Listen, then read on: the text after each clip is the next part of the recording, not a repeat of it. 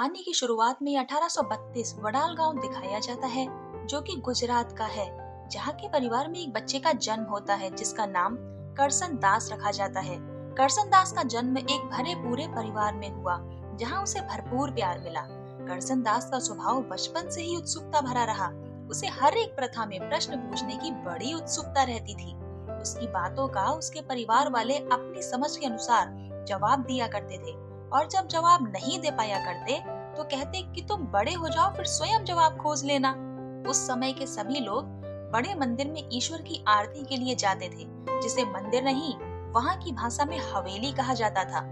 धीरे धीरे समय बीतता है और कुछ समय के बाद करसन दास की माता का देहांत हो जाता है। इस समय उनकी आयु 10 वर्ष की है। उनकी माता के देहांत के बाद करसन दास के मामा उन्हें अपने साथ बम्बई ले आते हैं। बम्बई शहर में आकर करसन दास अपनी बहू जी के लाड़ प्यार में बड़े हुए, और बम्बई शहर में आकर ही करसन दास ने अपनी शिक्षा पूरी की। उन्होंने राष्ट्र गुफ्तार अखबार में अपने लेख देने शुरू किए। राष्ट्र गुफ्तार के संपादक दादा भाई नौरोजी थे, जो कि स्वयं एक बड़े समाज सुधारक थे। भारत की आजादी के पक्षधर सेठ गोकुलदास तेजपाल और सोराबजी आदेश भी करसन दास के लेख पढ़ने लगे।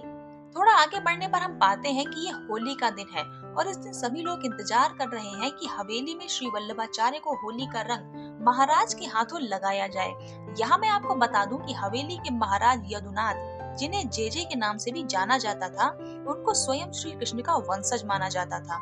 लोग उनके सामने अपना शीश झुकाते थे, और साथ ही सबसे महत्वपूर्ण बात थी महाराज को दी जाने वाली चरण सेवा।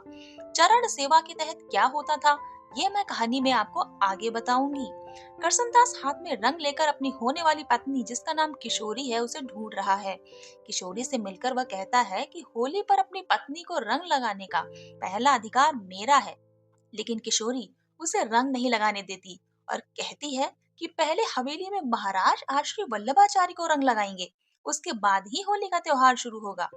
यहाँ पर हम आगे देखते हैं कि महाराज को बड़े ही वैभवशाली तरीके से तैयार किया जा रहा है। श्रृंगार के बाद स्वयं श्री कृष्ण वल्लभाचार्य जी के साथ रंग खेलते हैं, जिसके बाद संपूर्ण नगर में होली का उत्सव प्रारंभ हो जाता है। इस नृत्य सभा में महाराज की नजर अनेक स्त्रियों के साथ किशोरी पर भी पड़ती है। वह नृत्य गायन के बीच में अपने स्थान से उठकर खड़े होते हैं और हाथों में रंग लेकर किशोरी को लगा देते हैं।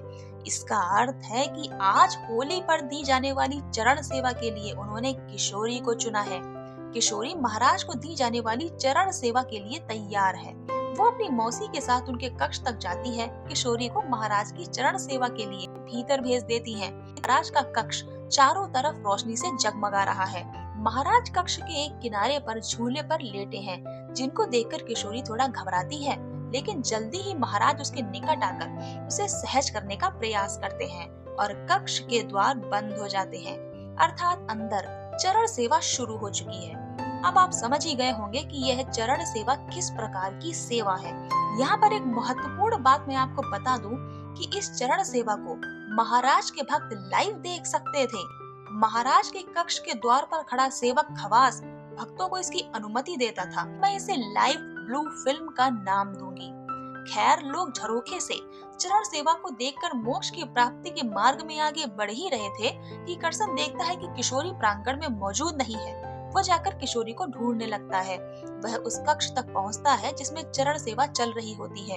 इस पर कक्ष के द्वार पर खड़ा सेवक खवास उसे रोकता है, लेकिन करसन दास कहता है कि मुझे भीतर जाना है, क्योंकि भीतर मेरी मंगेतर है। सेवक खवास कहता है आप झरोखे से चरण सेवा के दर्शन कर सकते हैं। करसन दास ऊपर जाता है और झरोखा यानी एक छोटी सी खिड़की से खोलकर जब भीतर देखता है तो उसकी आंखें फटी की फटी रह जाती हैं। वो जोर से चिल्लाता है किशोरी, जिस पर किशोरी सहम जाती है। वो भागता हुआ नीचे कक्ष में आता है और किशोरी को कहता है कि तुम ये क्या कर रही हो। किशोरी कोई जवाब नहीं देती और महाराज से अलग हो जाती है। करसन दास महाराज से कहता है कि आप चरण सेवा के नाम पर लड़कियों के साथ ये काम करते हैं, आपको शर्म आनी चाहिए। करसन दास किशोरी से कहता है कि अभी के अभी घर चलो। किशोरी कुछ देर चुप रहने के बाद करसन दास से कहती है कि आप घर जाइए, मैं बाद में आ जाऊंगी। दरअसल किशोरी की आंखों पर धर्म के नाम की जो पट्टी बंधी है, उसने उसे पूरी तरह अंधा कर दिया है। किशोरी से ऐसा जवाब पाकर करसन दास वहाँ खड़ा नहीं रह पाता और चुपचाप वहाँ से बाहर चला आता है। वह घर पर आता है और बच्चों की तरह फूट फूट कर रोता है। दरअसल उसकी किशोरी से कई साल पहले से ही शादी तय थी, लेकिन उसने किशोरी से शादी इसीलिए नहीं की क्योंकि किशोरी को अभी पढ़ना बाकी था। वो किशोरी से बहुत प्रेम करता था। अगले दिन सुबह सुबह किशोरी करसन दास के पास पहुंचती है और कहती है कि कल शाम के समय तुम मुझे आरती में नहीं दिखाई दिए, क्या तुम मुझसे नाराज हो? हवेली में जो हुआ वो सिर्फ सेवा थी। जिस पर करसन दास कोई जवाब नहीं देता। किशोरी उसके सामने आती है और कहती है कि तुम्हारी चुप्पी मुझसे सहन नहीं हो रही है। करसन दास की सहन शक्ति यहाँ पर जवाब दे जाती है। वह कहता है कि मैं तुम्हें क्या जवाब दूं? सही और गलत का भेद जानने के लिए धर्म की नहीं, बुद्धि की जरूरत होती है किशोरी, और कल तुमने साबित कर दिया कि वो तुम में बिल्कुल नहीं है। मेरे पिता पंचायत में जुर्माना भरकर हमारा रिश्ता अलग करवा देंगे। और ऐसा कहकर वो उस स्थान से चला जाता है। करसन का ऐसा रूप देखकर किशोरी को धक्का लगता है। वो जेजे के पास जाती है और उन्हें सब बताती है, जिस पर जेजे इसे करसन दास की मूर्खता बताते हैं और उससे कहते हैं अब तुम मेरी लाडली बनकर रहोगी, और एक बार फिर उसके साथ इंटरकोर्स करते हैं। किशोरी खुद को जेजे की लाडली मानकर मन ही मन खुश हो रही होती है। जब वो बिस्तर से उठती है तो जेजे को ढूंढती हुई वो दूसरे कक्ष तक पहुंचती है। वहां वो देखती है कि जेजे उसी की बहन के साथ वही करने जा रहे होते हैं जो वे अभी अभी किशोरी के साथ करके आए थे। ये देख किशोरी अपना आपा खो देती है और जेजे को भला बुरा कहकर अपनी बहन को घर वापस ले आती है। यहाँ पर किशोरी को एहसास हो जाता है कि करसन दास उसे कितनी सही बात कह रहा था। अब वो वापस करसन दास के पास जाना चाहती है, लेकिन वो पाती है कि उसका प्रेम करसन दास के सिद्धांतों के सामने बहुत छोटा है। उधर करसन दास के घर पर जब ये बात पता चलती है कि उसने किशोरी से अपनी सगाई तोड़ दी है, तो इस बात पर उसके मामा उस पर बहुत ही ज्यादा क्रोध करते हैं। इस बात से नाराज होकर करसन की बाऊजी, जो उसे बहुत प्यार करती थी, उसे घर से बाहर जाने को कह देती हैं। करसन दास घर छोड़कर बाहर निकल आता है। वह रात भर सुप्रीम कोर्ट की सीढ़ियों पर सोता है। सुबह सोराबजी भाई और तेजपाल सेठ उसे सीढ़ियों पर सोता हुआ देखते हैं, इस पर वे करसन दास को अपने यहाँ चलने के लिए कहते हैं। करसन दास तेजपाल सेठ की छोटी सी हवेली में रहकर अपना काम करना शुरू कर देता है।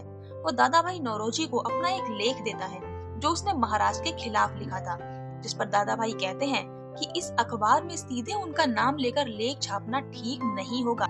अब करसन के मन में अपनी स्वयं की पत्रिका सत्य प्रकाश निकालने का ख्याल आता है। नई पत्रिका का ख्याल सुनकर सभी उसका समर्थन करते हैं। साथ ही अब थोड़ा समय बीतने के बाद करसन दास को अपनी गलती का एहसास भी हो रहा है। वो किशोरी के पास वापस जाकर माफी मांगने की बात भी कहता है। तभी एक आदमी आकर करसन को कहता है कि जल्दी चलो। करसन उस आदमी के साथ एक जगह पहुंचता है। ये एक कुआं है और इसमें से किशोरी की लाश बाहर निकाली जा रही है, यानी किशोरी ने आत्महत्या कर ली है। किशोरी को इस हाल में देखकर करसन भीतर से टूट जाता है। वो गुस्से में बारिश में भीगता हुआ महाराज के पास पहुंचता है और कहता है कि तुम्हारी हवस के चलते आज एक और बलि चढ़ गई। महाराज कहते हैं कि किशोरी की मौत का मुझे दुख है, इसमें मेरा कोई दोष नहीं। तब करसन कहता है कि जिस ईश्वर के नाम का इस्तेमाल कर तुम ये खेल रच रहे हो, उसी ईश्वर की सौगंध खाकर कहता हूँ कि एक दिन तुम्हारा छल सबके सामने आएगा। ऐसा कहकर वो वहाँ से चला जाता है और अपनी पत्रिका का पहला अंक लिखना शुरू कर देता है। पत्रिका छपने के बाद वो रात के अंधेरे में उसे शहर में बंटवाने के लिए निकलवाता है, क्योंकि समाज की नई सोच वाली पत्रिकाओं को अक्सर लोगों तक पहुँचने नहीं दिया जाता। और करसन के साथ भी यही हुआ। महाराज के आदमी उस गाड़ी को पकड़ लेते हैं और सारी पत्रिकाएं महाराज के सामने जला दी जाती हैं। जब करसन को ये बात पता चलती है तो वो घबराता नहीं, बल्कि ये सोचकर खुश होता है कि महाराज उससे घबरा रहे हैं। वो दोबारा सत्य प्रकाश का नया अंक छपवाने का काम शुरू कर देता है। महाराज करसन के इन कदमों से बहुत नाराज होते हैं, जिससे नाराज होकर महाराज यानी जेजे हवेली के द्वार बंद कर देते हैं और उस पर एक नोटिस लगा देते हैं कि जब तक करसन दास महाराज से माफी नहीं मांगेगा तब तक द्वार नहीं खुलेंगे। मंगला आरती यानी शाम की आरती के लिए जब हवेली आते हैं तो द्वार बंद देख बौखला उठते हैं। ये सभी भक्त मंगला आरती के बिना अपना भोजन नहीं करते थे। वे करसन को भला बुरा कहने लगते हैं। तभी पीछे से करसन दास आते हुए दिखाई देते हैं। उसके हाथ में वल्लभाचार्य जी का चित्र है। वो चित्र को पेड़ के चबूतरे पर रखता है और लोगों को कहता है कि भला मुझे माफी क्यों मांगनी चाहिए? क्या मेरे माफी मांगने से ये द्वार हमेशा के लिए खुल जाएंगे, जबकि ईश्वर सिर्फ हवेली में नहीं हर जगह है? क्या हम इनकी पूजा करके अपना भोजन नहीं कर सकते? उसकी इन बातों से लोग शांत हो जाते हैं। तभी एक लड़की जिसका नाम विराज है करसन का खुले तौर पर समर्थन करती है। मंदिर के प्रधान पुजारी भी उसका समर्थन करते हैं, जिसके बाद करसन आरती करता है और सभी मंगला आरती में शामिल होते हैं। ये सब देखकर जेजे भीतर ही भीतर क्रोध से जल उठते हैं। अगले कई दिनों तक मंगला आरती इसी तरह चलती है और इस बीच सत्य प्रकाश भी लोगों की पहुंच में आ जाता है। साथ ही जेजे हवेली के द्वार खुलवा देते हैं, क्योंकि हवेली बंद रहने से ना तो लोग भीतर आ रहे थे और ना ही चढ़ावा। सत्य प्रकाश में करसन दास की ऊर्जावान बातों को सुनकर औरतें जेजे की चरण सेवा से इनकार करना शुरू कर देती हैं। यानी अब लोगों को करसन दास की बातें समझ आने लगी हैं। करसन दास की बढ़ती लोकप्रियता जेजे सहन नहीं कर पाते। अब कोई हथियार काम करता ना देख जेजे यानी महाराज करसन दास पर मानहानि का मुकदमा करते हैं।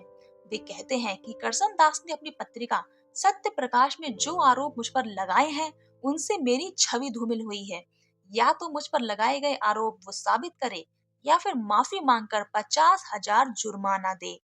करसन दास को जब अपने ऊपर फाइल किए गए केस के बारे में पता चलता है तो उन्हें अचरज नहीं होता, क्योंकि वो जानते थे कि महाराज फिर से कुछ न कुछ जरूर करेंगे। वह कहता है कि मैं अपनी सारी संपत्ति बेच दूं तो भी 50,000 की रकम नहीं दे सकूंगा, और माफी मांगनी होती तो मैं पहले ही मांग चुका होता। जिस पर सोराब जी कहते हैं कि आरोप साबित न कर पाने की स्थिति में तुम्हें जेल जाना पड़ सकता है, लेकिन करसन दास को जेल जाने का भी कोई डर नहीं है। तभी तेजपाल सेठ कुछ महाजन लोगों को लेकर हाजिर होते हैं और कहते हैं कि करसन, केस के बारे में पता लगते ही मैंने महाजनों की एक सभा बुलाई थी।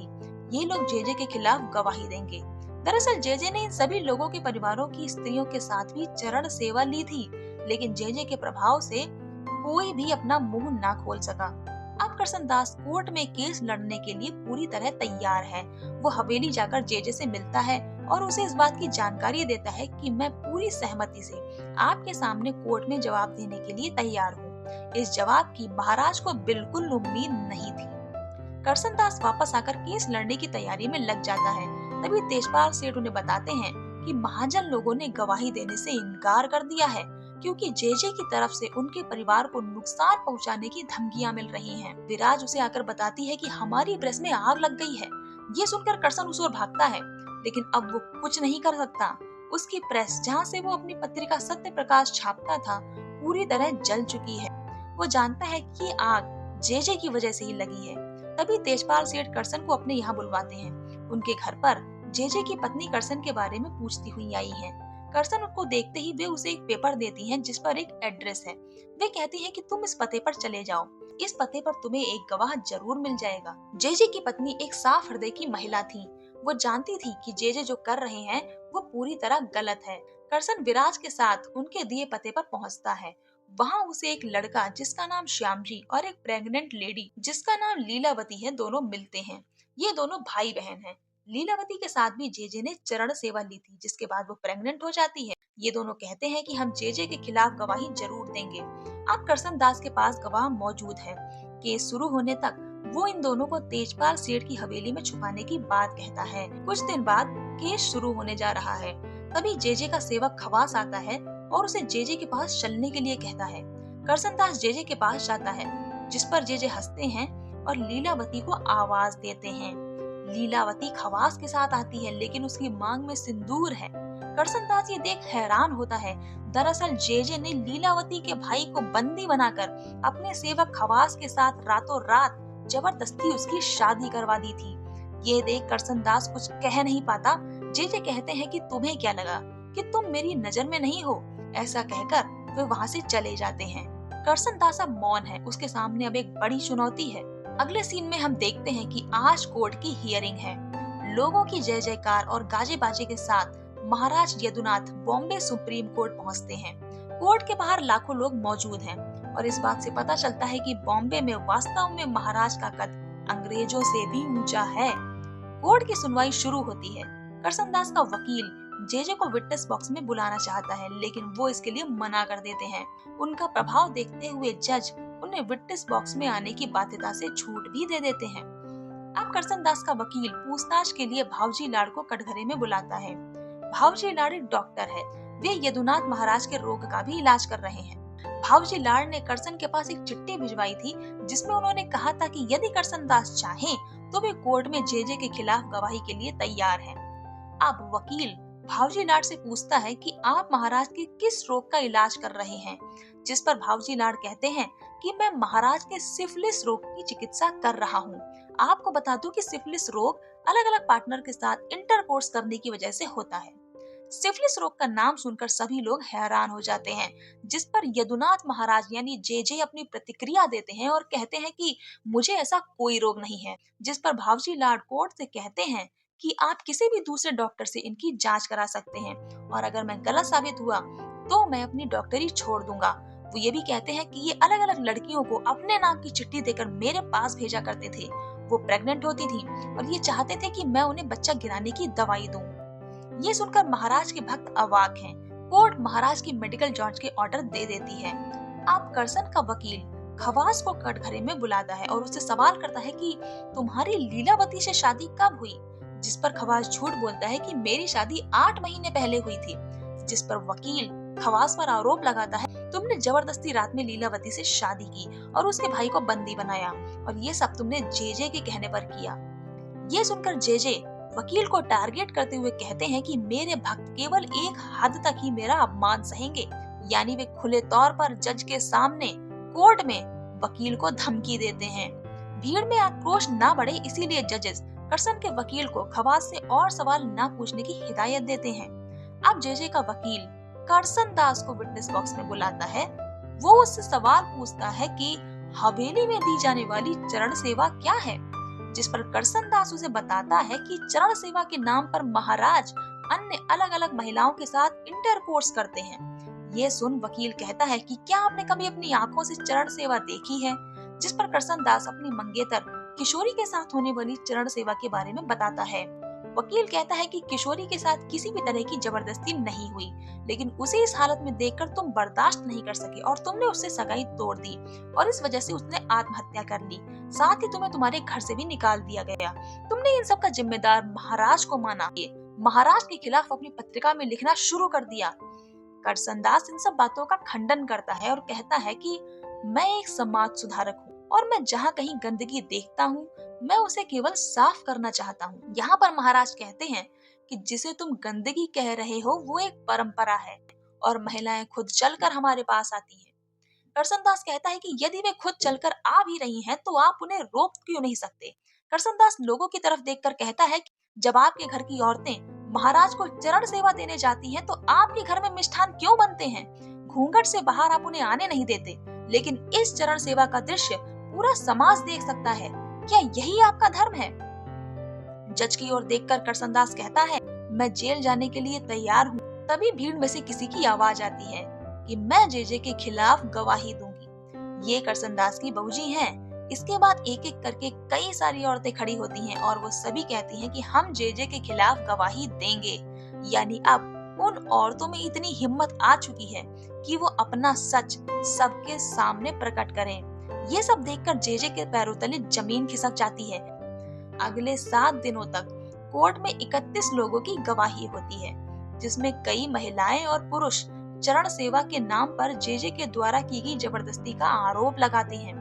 कोर्ट ये फैसला सुनाती है कि जेजे की मानहानि करसन दास के कारण नहीं बल्कि उनके अपने कर्मों के कारण हुई है और 22 अप्रैल 1862 को करसन दास मुलजी को मानहानि के इल्जाम से पूरी तरह मुक्त कर दिया जाता है।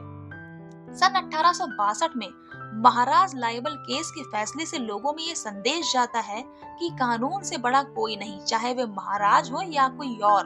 करसन दास जैसे समाज सुधारकों के कारण चरण सेवा जैसी सेवाएं बंद हुई।